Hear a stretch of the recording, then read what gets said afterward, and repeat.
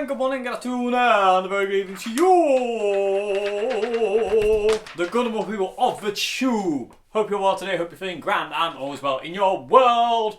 Hello there. Welcome to the Q&A Wednesday already. Let's dive into question 1 today. And by the way, all the questions today have come off my website's forum, so and I'll talk a bit more about that later on. So anyway, these are all questions off the forum on the website, and I'll talk a bit more about that later on, when I've learned how to speak. Okay, so question 1 today is, what do you think to the Fender Jagstang? And if you were to ever build a guitar, what kind of hybrid guitar would it be? Okay, so the Jagstang, I really like the Jagstang, and I still have desires to own one, although they are fairly expensive now from what I've seen and gathered. Oddly enough, I've told this story before, but my white number 1 Strat, my Mexican reissue, my number 1 guitar out of all the guitars I own, that guitar was not the guitar I went to buy the day I bought it. Oddly enough, I initially went in to buy a Fender Jagstang. It was in the window, and being a big Kurt Cobain fan, I wanted that guitar.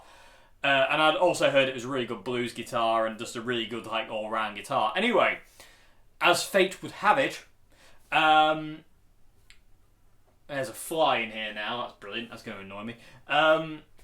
Where's the spiders when you need one? Anyway, what was I saying? Yes, Jagstang. Anyway, as fate would have it, as I walked into the guitar shop and said, "Oh, I'm here to buy the Jagstang. Here's my money. I think you'll find it's all in order." The guy said it's sold, and I was like, So it was like that, and then I thought, you know what, I'm going to look around. Anyway, I'm in a guitar shop, it's heaven, let's go have a look around. And then, right at the back of the shop, tucked away in a corner was my white Strat, which went on to be my best friend in the world. So out of the disappointment became, unreal happiness. And I love my white Strat so much, it's just my best mate. Okay, so yeah, what do I think Jagstang? I really like the Jagstang. I've played one as well. Obviously, I played that one. I've played a few others here and there, and I do like them. They are really, really nice guitars, and I do like the Jagstang. Maybe one day I'll get my fluffy little mitts on one to hold. But at this point in time, they're not on my kind of wish list, so to say. It's just kind of if it ever came up, so to say. Okay, so you also asked if you was ever to build a guitar, what kind of hybrid guitar would it be? Right, now, I've thought about this in depth, as I'm sure a lot of us have. If we got the ability to kind of say, right, somebody said, I'm going to build you a guitar of your own design. It can't be a Strat, it can't be a Telecaster, it can't be a Les Paul, it can't be this, that, and the other. It's got to be your own kind of mashup. What would it be? Because obviously the Jagstang was Kurt's mashup of a Fender Jaguar and a Fender Mustang, and it's a weirdo guitar. It's a very strange guitar, the Jagstang, and it's a proper mashup. And if you've seen the original design picture of it, it's absolutely amazing. Kurt did. It's just snipped pictures together. Anyway, I thought about this long and hard about what would I do if I could get if I could have somebody build me a guitar that couldn't be a Strat, couldn't be a Tele. What would it be? And I thought long and hard about this, and this is what I came up with. Okay, so starting with a headstock, it'd be a usual headstock, 6 in a line. I don't like split headstocks at all. They get on my nerves more than anything. I don't like restringing them. I just don't. I like the look of the 6 in a line. So that'd be my headstock. It'd be a 6 in a line. I'm not bothered about the shape so much. In all fairness, it can be whatever it wants to be, so to say. Neck-wise, this is where I kind of stumble a smidgen. I know exactly kind of what I'd want. I'd want a 7 and a something radius, or a 9 and a something radius. Kind of vintage spec radius. I don't mind having a 12 or a 13 like that or anything like that. But I prefer the vintage radius myself personally. And that would be the radius I'd have on the fretboard, and also that the neck would have to be kind of a copy of my white Strat, my Mexican Strat. So it's kind of skinny-ish, it's not massive, it's not Ibanez wizard neck thin, but it's kind of in the middle. It's like a medium neck. It's not ridiculously skinny, it's not ridiculously fat. So it'd have to be a copy of my white Strat's neck, and this is where I get torn, is I don't know if I prefer maple fretboard or rosewood fretboard, but it would have to have block inlays. Like a 1965 kind of like 66 kind of Jag, you know, where they went to a block inlays instead of just the dots. And also, I'd want the fretboard binded. So I'm getting a bit diva-ish now. I'm rolling on the neck. But again, this is something that I've kind of like, you know when you kind of like just drift off and go, what could I make if I had the chance? So headstock wise, it'd be 6 in the line. Copy of my White Strats neck. Maple or rosewood fretboard with bound neck. I think if it was bound neck, which I really, really want, I'd love a bound neck. It'd have to be rosewood, because I think it'd look better. You'd be able to see the binding better and the blocks would stick out more. So it'd definitely, you know, at the end of the day, it'd probably be rosewood, but I am still torn. But you definitely have to have block inlays, as I love those late 60s block inlays on the Jaguar. Radius would be like 7 1/4 or 9 1/4. I think it's 9 1/4. I don't know. I don't understand very much. I'd have to have those kind of like medium jumbo frets, the 6105s. And then this is where it gets a bit strange. The scale length would have to be Jaguar scale length. I want a guitar that's Jaguar scale length, because it's shorter, but I really enjoy that scale. I love that scale length of like Mustang and the Jaguar. I really enjoy that scale. When I pick up my Jaguar, I just feel very at home with it. You know, and like I say, if anybody said, you can't play Strats ever again in your life, you need to submit all your Strats, you can only, you're not allowed to play them ever again, I would just play Jaguars for the rest of my life, because they feel very similar. They don't, but they do, if that makes any sense. I just feel very at home with a Jaguar. Oddly enough, not a Mustang, but I do love Jaguars. But yeah, I would want the scale length of a guitar to be like a Jaguar, which is, I don't know what it is, but it's shorter than usual. So that'd be the scale length, that'd be the frets, that'd be the neck, that'd be the headstock. Moving on to a body, and this is where things are going to get a bit odd. What I'd want for the body is like a Les Paul shape. Kind of like a PRS kind of thing, where you've got like you got a maple top and a mahogany body. I'd like a maple rosewood neck, but the body would have to be like, I want a maple cap on top of a mahogany body. It's a proper weird hybrid. I have no idea what it'd be, if it'd be any good. Like, maple cap top of a thingy with binding around the body like a Les Paul. Switch over top like a Les Paul. I would only want a master volume and a master tone, nothing else. And I'd want 3 single coil pickups in this configuration. So you've got like the single cut Les Paul design, slightly thinner, like Telecaster thin, maybe like, whatever the thinness of a Telecaster is, with maple top, mahogany body, back, bound body, 3 single coil pickups, master volume there, so I can get to it, and a master tone down there. Basically get rid of the middle tone. I want the top mounted jack socket, and I also want a tremolo as well. So, and that's that. And again, for finish, I would like something like the lemon drop up here. I would like that to kind of like be a thing. So it's a real hybrid of a Strat, a Les Paul, and a Jaguar. And that's the guitar I've kind of like designed in my head. If somebody said, I'm going to build you a guitar, but it can't be a Strat, it can't be a Telecaster, what would you have? That's the guitar I would choose. And I would like it, like I say, like Telecaster thick. So it's like that, it's not like Les Paul Custom or Les Paul thick, just a little bit slimmer. And also, I'd like to have the belly cut of a Strat and the arm contour of a Strat. So basically, that chamfer there and the one on the back. Just because when it's not kind of but when I play Les Pauls, I don't know if you can see that red mark on my arm. That's what happens when I play Les Pauls or Telecasters. I basically rip my arm open on top of the guitar. So that'd be my dream guitar. Well, not dream guitar, but that'd be the guitar I would design if I was to build a guitar, or if I had the ability to build a guitar, or somebody said, let me build a guitar for you, but it can't be a Strat. That'd be the guitar I'd build. Like I say, 6 in the line, headstock, rosewood neck with binding and block inlays, maple neck on the back, Jaguar scale length, Les Paul single cut style body with slick switch here, volume and a tone, tremolo, 3 single core pickups, maple cap, bound body with contours, which I don't know how that would work, but I don't know. But it's the kind of like the guitar that I'm sure we've all done it at some point. We've all sat there and designed a guitar in our head, and that's the guitar that I designed in my head. It's not too dissimilar to like a PRS in a way, but a few things different. It's not too dissimilar to a Les Paul, and it's not too dissimilar to a Strat, but it kind of is, if you know what I mean. It's kind of like a mashup of all of them, all the kind of things I would like in a guitar. So it is kind of like, yeah, it's kind of a weird cross between Fender, Gibson, and PRS. It's very odd. But again, that would be the guitar. If I had the ability to build it, I would build that just to see if that worked. And, but anyway, people of the tube. If you were to build a guitar, what kind of hybrid guitar would you build? I put this question to you, people of the tube. Let us know in the comment section below.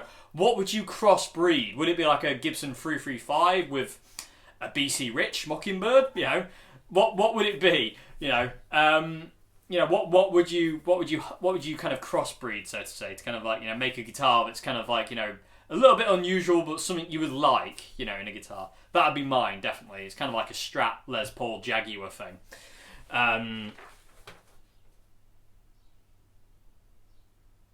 The Les Strad Jag.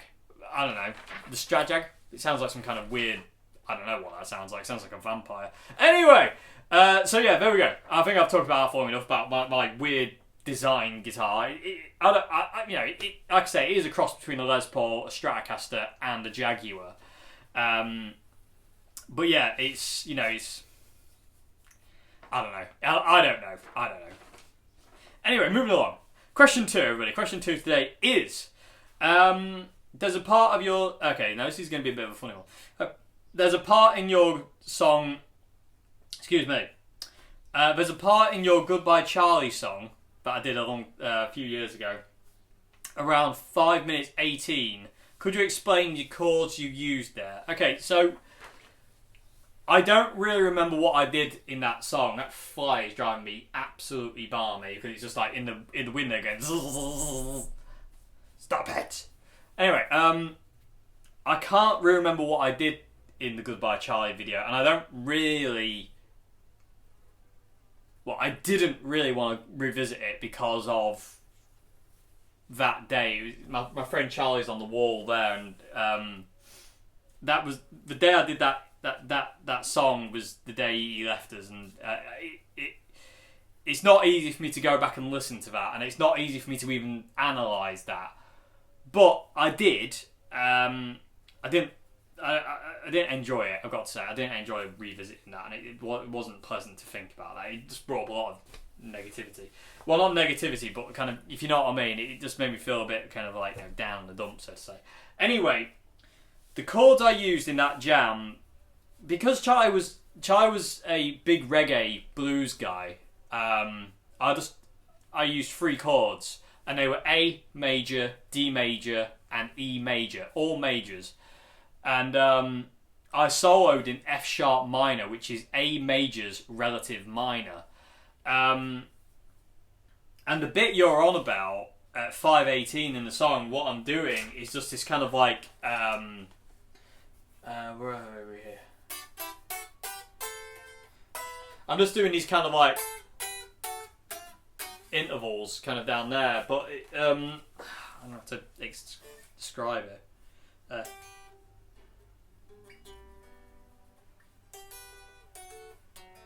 Okay, so what it is, it's major thirds and minor third intervals, and I'm just going down using what I know of F sharp minor.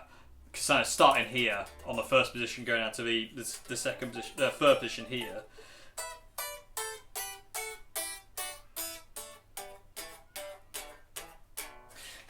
I'm just doing that kind of thing. It's in drop D. Anyway, but yeah, it basically what the chords in there are, like I say, A major, D major, and E major, and I say I'm soloing in F sharp minor, which gives it, which is a very common thing for reggae songs to do. If you listen to Steer It Up by Bob Marley, when the guitar solo kicks in, the song's in A major, and when your guitar solo over Steer It Up, you play an F sharp minor.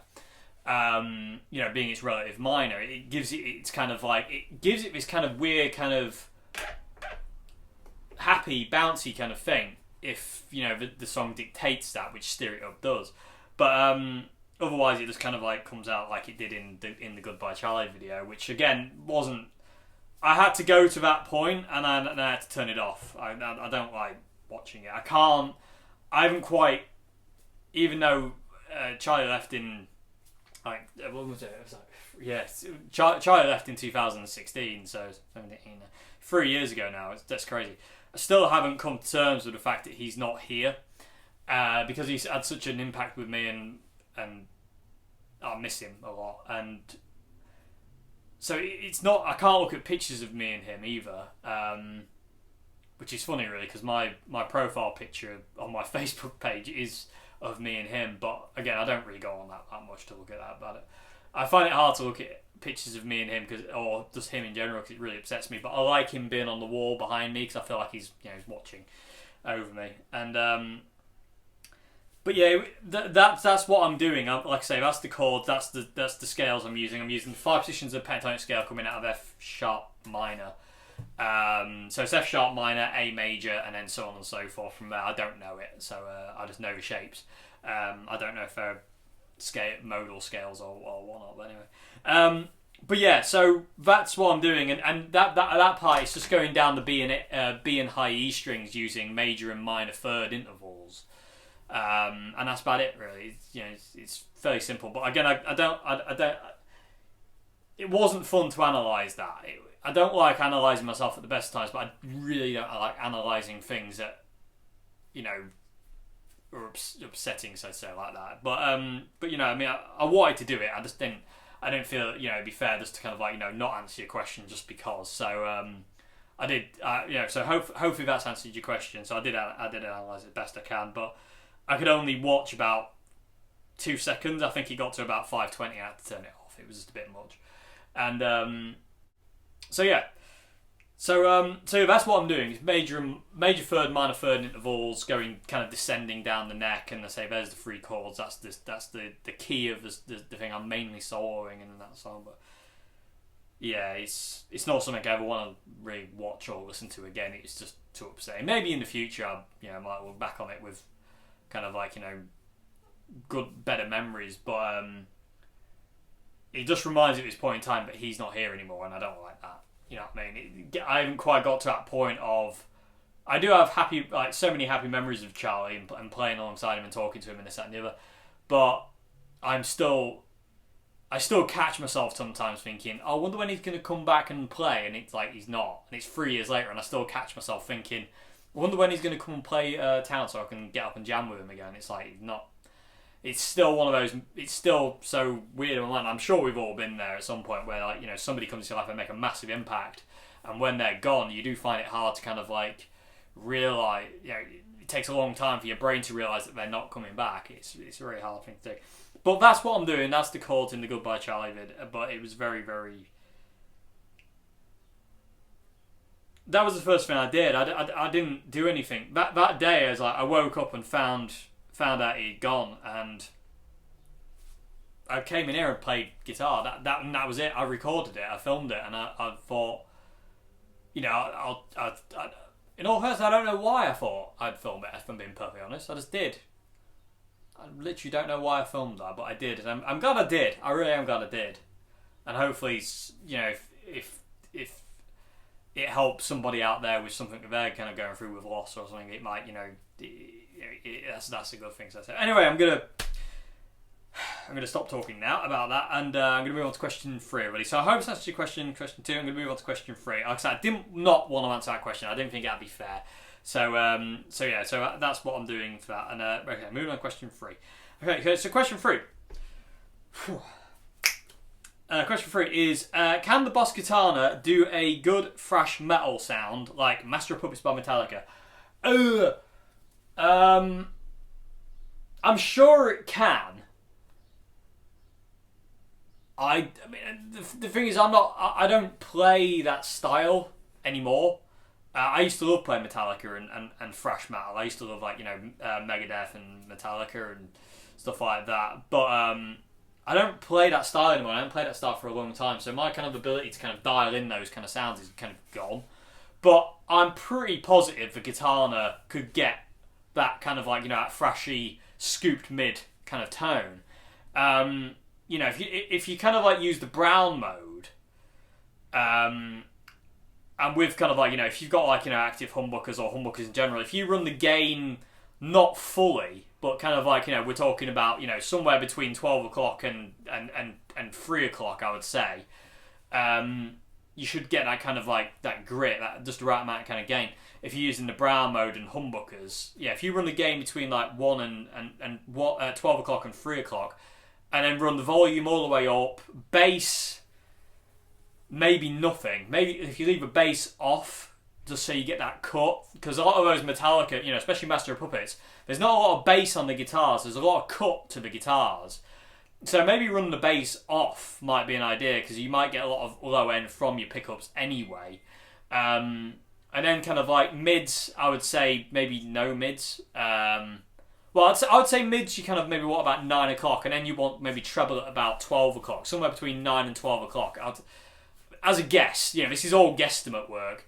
And then I would say you want presence at 12 o'clock on if you got the 100, the Katana 100. But yeah, that's what I would, as a rough guesstimate in my head, because I've never really dialed in that kind of sound. That would be my kind of guesstimate of where to kind of set things. Maybe that might work as a jumping off point for you.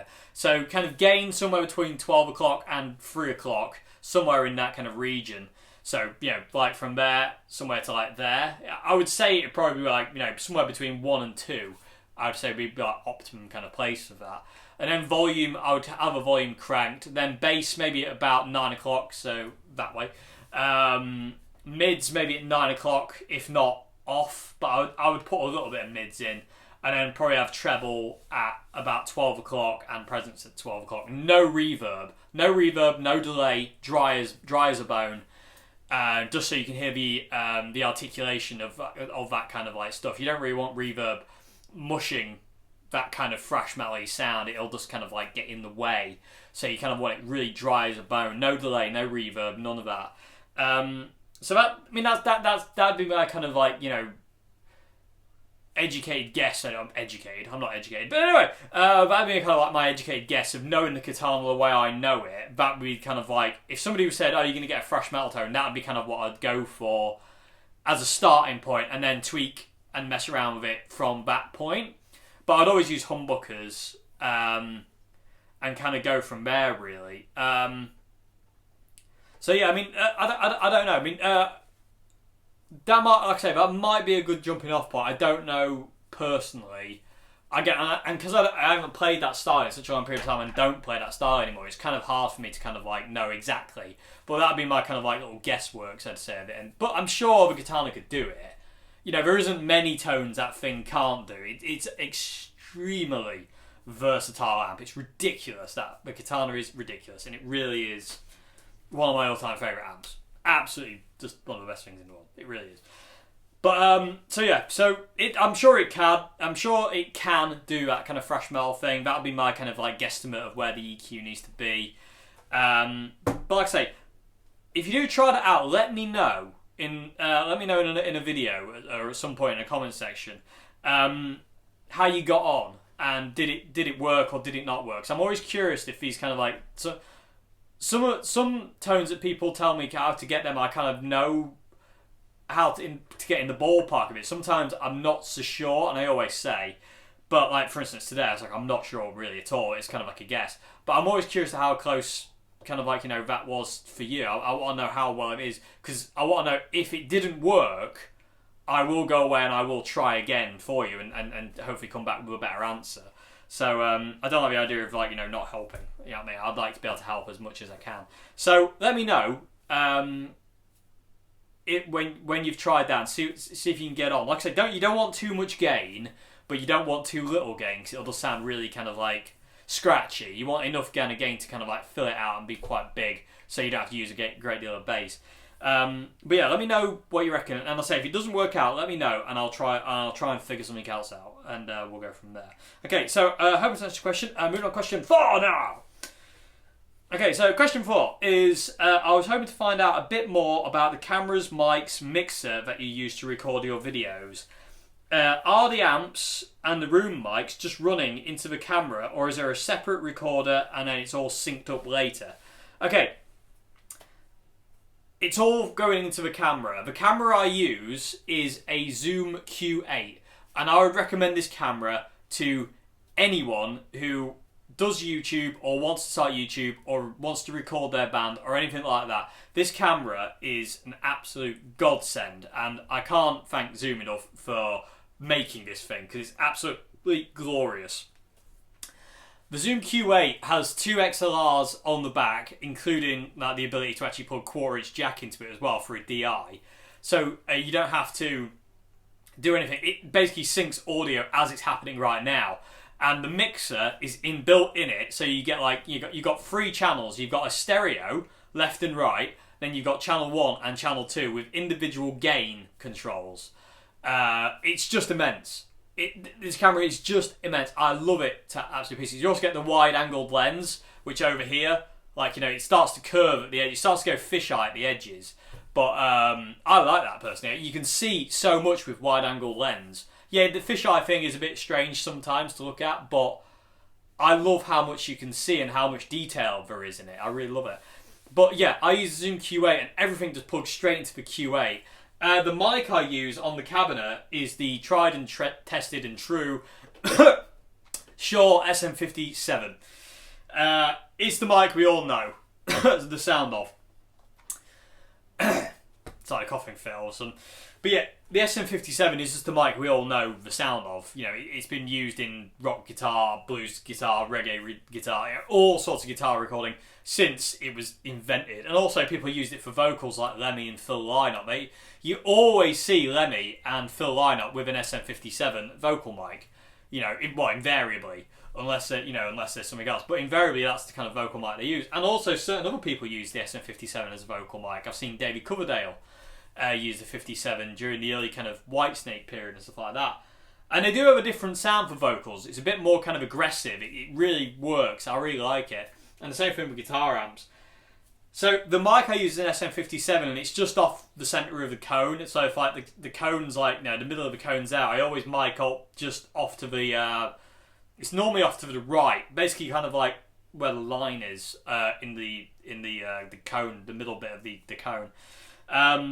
So that's what I use. The room mic is the XY mic that came with the Zoom Q8. So what you're hearing me on at this point in time is the XY mic that plugs into the top of the Q8. And again, that microphone is just ridiculous. And it's a stereo mic. So, you've got 2 channels. You've got a left and a right. So if I go over here, I can see on the waveform on the screen, on the mixer, that it's picking me more up on the right side. If I go over here, it's picking me more up on the left side.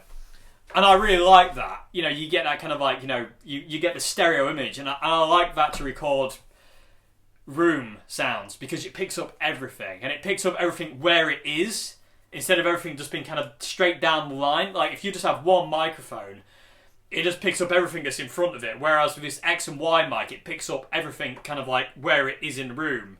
In its sonic space, so to say. And I love that. I absolutely love. And I love stereo, so I love recording and stuff like in stereo, where you've got one thing coming out of one side and another thing coming out of another side, and another thing coming out the middle, and then slightly off centre and slightly off the other centre, and hard panned and stuff like that. Oh, and that's another thing. You also have the ability to pan things on this camera and a little inbuilt touchscreen mixer it's got. This camera is just the best thing in the world. It really is. I just absolutely adore it. The Zoom Q8, I can't recommend it enough. I really can't. It sounds great. It's easy to use. Audio and video get synced immediately. And also you do have the option, if you don't want that, it can record WAV files and video files. So if you did want to not have them synced together, you can record them separately, or you can just record a WAV file or just a video file with no audio. It's just unreal. And also you get different kind of filters on the camera, so you can kind of alter the kind of the white balance and the way it looks at the light and stuff. And also you get it's 1080p, it's 24-bit audio recording. It's just immense. The only thing I would like Zoom to do is to bring out this camera with a bigger input. So you've got maybe 6 XLRs You know what I mean? So you could record a full band using this thing, and you could mix it. It's got a headphone out as well. You can put headphones in, and you can hear a direct feed from the camera, which helps when you're mixing things. It's just unreal. It really is unreal. So that's what I'm using mic-wise. Again, it's just, you know, usual XLR leads, SM57, and the mic, and it just makes things easier, because when it comes down to syncing video and audio, I'm terrible at that. I am an absolute technical fool. I have no idea what I'm doing. So that's how I do my videos. And like I say, the Zoom Q8, I cannot recommend the Zoom Q8 enough. Like I say, the only thing that I would like now from Zoom with this camera, not to be a diva or anything, is like an attachment that gives you the ability to record up to like 6 or 8 channels into the camera. You know, it'd be amazing. You know what I mean? Or something where you could just record multiple mics, not just 2 mics or 3 mics. Because you take here and record 3, because you can have the XY mic and then another input 1 and input 2, so you can record 3 things. I would like the ability to kind of record multiple things, so you could film your band and mic everyone up with just the camera, and it just happens in real time instead of you going to sync up audio and all that stuff. So yeah, that's what I use, and it's very simple and straightforward, and I love it to bits. It just makes everything so much more streamlined and easy. And I don't like complexness. I don't like trying to sync audio and video. I'm no good at that kind of thing. It's hard work. So this just makes my life an absolute pleasure. And it's just so easy to record videos. And if I get an idea for an Untitled, all I need to do is either come in here or go somewhere else with the SM57, stick it on the mic, get the camera in position, press record, and away you go. You don't have to think about, I need to sync this up, and I need to get that right, I need to get this right. You know, it's just... You can really work fast with it, and I like that. I don't like too much planning. I like to be able to catch things as they happen, so to say. It's why I don't like editing videos. It's why my videos are so long. I don't like to edit them down or anything like that. I like to be able to kind of catch things as they happen in real time, kind of thing. I don't like the idea of kind of like multiple edits in a video. I'd like to be able to kind of like go straight through, especially in kind of teaching videos and stuff like that. I don't like to edit teaching videos together. I just like to be able to go straight through. Okay, so yeah, I hope that's the question. I hope that made sense. I was a lot of rambling in there, but Zoom Q8 I cannot recommend enough. Okay, so I'm going to move on to question 5 now. See, I'm a clever boy, me. Okay, so question 5. Question 5 is, I'm considering swapping my Revelation quad for the Revelation thin line. However, I love the tone you get from the quad when using the neck and bridge pickups. And I also like the fact I can do the Tom Morello kill switch trick with the switches. Would it be a massive job to put a kill switch in the thin line? And can I get that tone or something close out of the thin line? Tone-wise, yeah, you can get close to the quad. If you coil tap the thing and then stick it in the middle, you get both pickups, and it sounds not too dissimilar to that kind of like quacky sound. Kill switch. I can't think a kill switch is a massive job. I don't personally know how to do that, but I'm sure if you went to a guitar shop where they had a competent guitar tech, they could put a kill switch in for you. I'm sure it wouldn't be a great, you know, hardship to put a kill switch in that guitar. And also the fact is, there's a lot of real estate on that guitar where you can put a kill switch in. You know what I mean? There's a lot of space on a thin line, Revelation thin line, where you can put a kill switch on that thing. So yeah, I mean, I don't think it'd be a great hardship to put a kill switch on the thin line at all. And yeah, you can easily get that kind of that sound, that kind of real quacky in between both neck and bridge pickup sound out of thing. And to be honest with you, you don't really even have to coil tap the thing to get that sound. The Revelation thin line is very, very clear in its sound. Like it sounds it. But because it's humbuckers, you don't get that extra kind of like, you know, hum and 60 cycle hum. So yeah, I mean, yeah, I would say that's a fairly easy thing to do. Like I said, getting a kill switch installed can't be a great hardship, to be honest with you, if you know, you're taking it to somebody who knows what they're doing, so to say. And like I say, there's a lot of real estate on that guitar scratch plate to put a kill switch, so you know you can get to it, but it's not in the way, so to say. So yeah. I would go for that. And in all fairness, I preferred the thin line over the quad. The quad is gorgeous, but it's an option paralysis guitar. But that doesn't make it a bad guitar, because I love the quad. But that when the thin line came along, it was a bit more of it was a simpler version of a quad, but sounded just as good, and it was just awesome as well. So I did prefer the thin line to the quad, definitely. So I'd recommend that. And the whole for killswitch, I'm sure that's fairly easy to do myself. Okay, so I hope this answers a question. Moving on to the final question today, everybody. Question 6. That was a quick answer.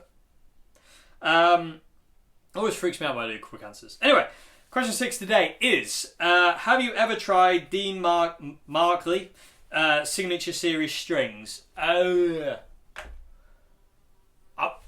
Flies attacking me again. Have I tried? I seem to think I have, and I seem to think I didn't like them. Because I seem to think we had some in Old Hat, and I tried them on a guitar. I restrung a guitar with them, and I didn't get on with them. They just didn't feel very nice. They sounded fine, but I didn't like the feel of them, which invariably comes down to everything when it comes down to strings. It's the same as Elixir strings. When I tried Elixir strings, I find them very uptight guitar strings, Elixir. I find them very like that, and I didn't like that. So I seem to think I have tried Dean Markley strings, but I don't actually know.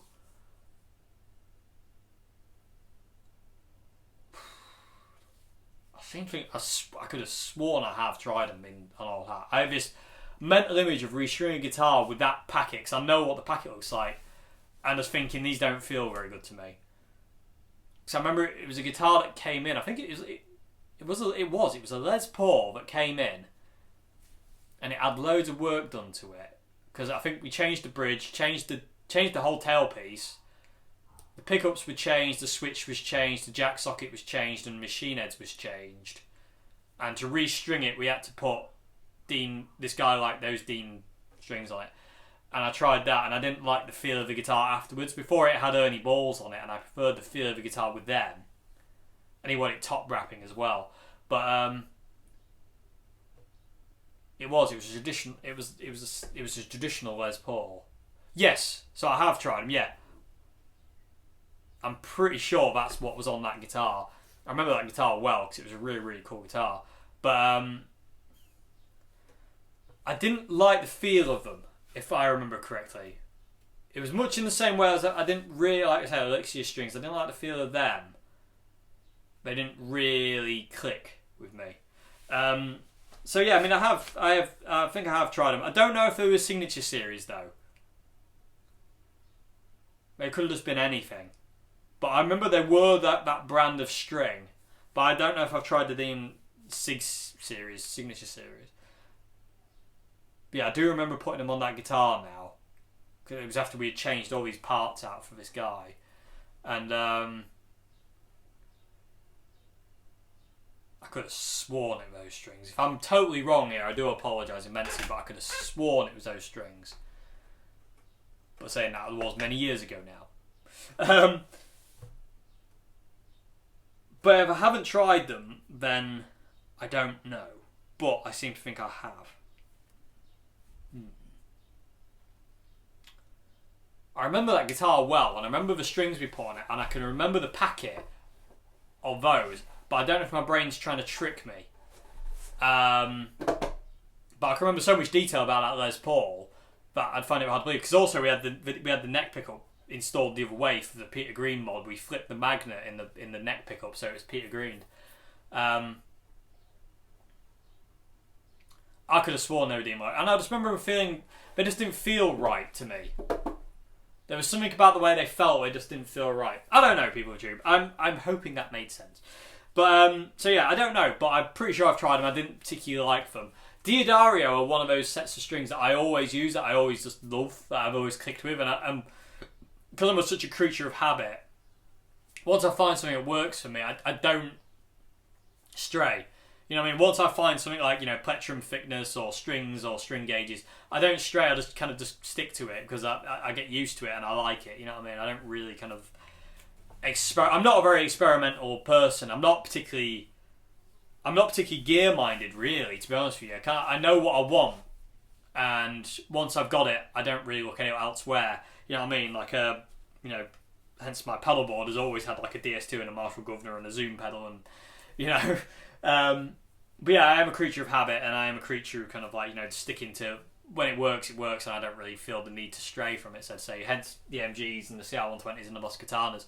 I do try things, but I know what I want, and I know instantly if something isn't going to work. Because I know what I want, when I pick something up, I know instantly I'm not going to get on with this. This guitar being a casing point.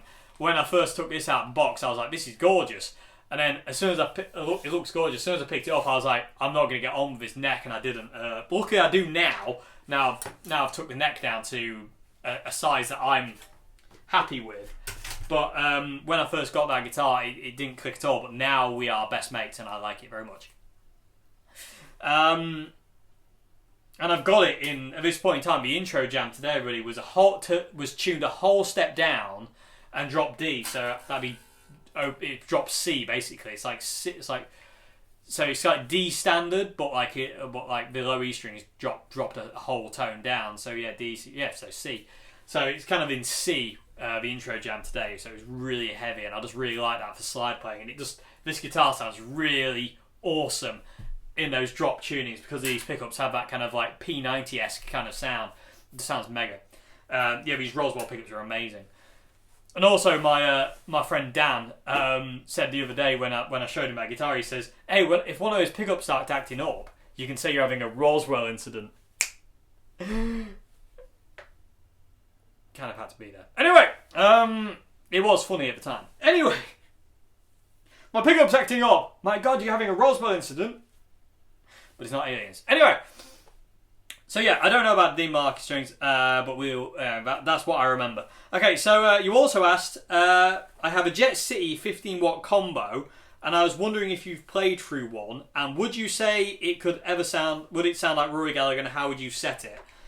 Okay, I've tried a few Jet City amps, and the whole Rory tone would definitely be achievable with it, but one thing I want to say is, always think that Rory would use pedals or something to boost the amp. Rory never, ever plugged straight into an amplifier. There was always something else in line, whether it be his Rangemaster treble booster or later on his Boss distortion pedal. He also had other things as well, all the boosters, all the treble boosters, and then later on stuff like a Tube Screamer and stuff like that. So always bear in mind, Rory would never go straight into that. There'd always be something else in the line, somewhere along the line. So, the Jet City 15 watt combo, I have no idea how you would set it. I'm really sorry. Having not played that particular amp, I don't know. I wouldn't even like to hazard a guess, just in case it's totally out of left field and totally off that sounds nothing like. Plus, also, Rory had so many different tones, from Taste to, where Lou Martin joined, and to, the Top Priority album and tour, stuff like that, and then to later on. Rory had a lot of different tones, so you kind of got to pick a tone. But what I would recommend you do is get something like a Rangemaster treble boost clone or a distortion pedal and run that with the amp. And maybe run the amp on kind of like maybe edge of breakup, and then use the pedal to tweak and tweeze the sound to the Rory tone. Like I say, because Rory would never run straight into an amp. You never see Rory running straight into an amplifier. There's always something else in line. There is always something else. Like I say, whether it be his Rangemaster treble booster or another treble booster or his Boss distortion pedal or whatever, there's always something else in the line there. There is never just an amp and his guitar. There is always something else in the line. So I sadly cannot help you with how you would set the amp. I really don't know. I'm so sorry. I can't help on that. But I would recommend getting something like a treble booster pedal. My friend Hubcap John makes an awesome treble booster clone called the Tattooed Lady, and it really is that sound. As soon as you plug it into a semi-pushed amp that's a bit broken up, and you kind of crank that thing, it just becomes Rory Gallagher's tone. So, and then also you can control everything from your volume control. You don't have to tweak the amp or switch channels. It all comes from your guitar. So I would recommend something like a Rangemaster treble boost clone, or just a distortion pedal running with the amp to get that kind of sound, just to kind of like, to balance it out. But as for how you would set it, I really don't know, and I do apologise immensely for that. Because I literally don't. I literally don't know how you would even set that up. I've never tried a Jet City combo. I've only ever tried the heads, so I really don't know how you would set it. So I do apologise immensely for that.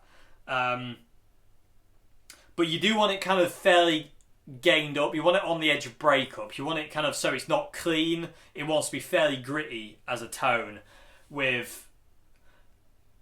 you want a fair bit of bass and mids in there. You don't really want a lot of treble. If you get a treble booster, the treble booster will take control of that side of things.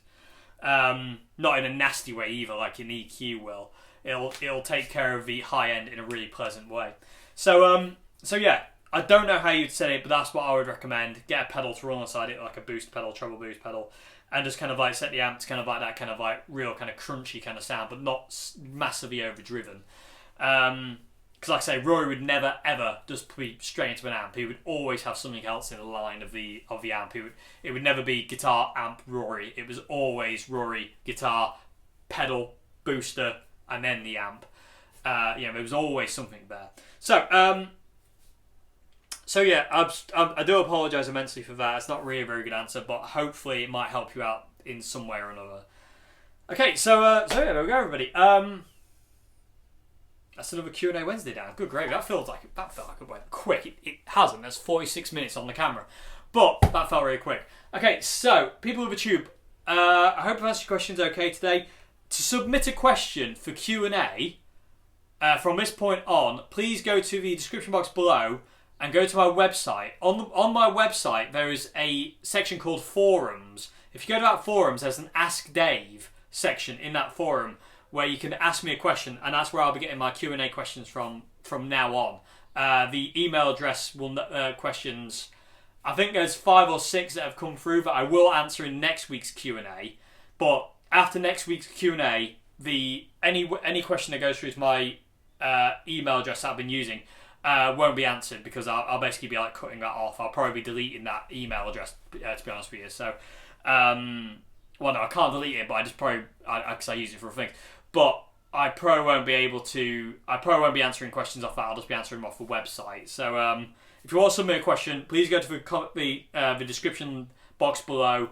Follow the link to the website. Go to the forums. There's an Ask Dave section on there where you can ask me a question, and I will get to your question when I can get to it. So, like I say, if you want to submit a question for these Q&As, go there from now on. Thank you very much indeed. Okay. And also there's merch on there as well. You can also see merch just down there. You can get t-shirts and hoodies and stickers and stuff. They're just there. We will have other designs coming as well. We're going to add to the website as well. There's other stuff we need to get added to it. It's just, with one thing or another recently, but I've been really busy and my friend Ian's been really busy, so we haven't had a chance to kind of get around to doing that kind of thing. But we will be adding to that website, to the website here and there. Is there anything else I need to talk about? No. Oh, also, people always ask me, like, do I have any of my own music? Yes, I do. If you could go again, description box below, there's a link to my Bandcamp where all my music is at this point in time. There's albums on there, singles on there, all sorts on there. So, yeah, please go and check out that if you feel inclined to. So, yes. And cajon roll. Anyway, it's a good job I'm not a drummer. Anyway, I hope I answered your questions today, everybody. I hope you enjoyed this video, and I'll see you again on Friday. Friday, we're going to be demoing and talking about the Tokai that I recently got given. Tokai Gold Star sound. It's absolutely glorious, it's gorgeous, and I can't wait to get lost in that guitar. So yeah, I'll see you again on Friday, everybody. Have a great morning, afternoon, good evening, and goodbye now. Thank you very much for watching.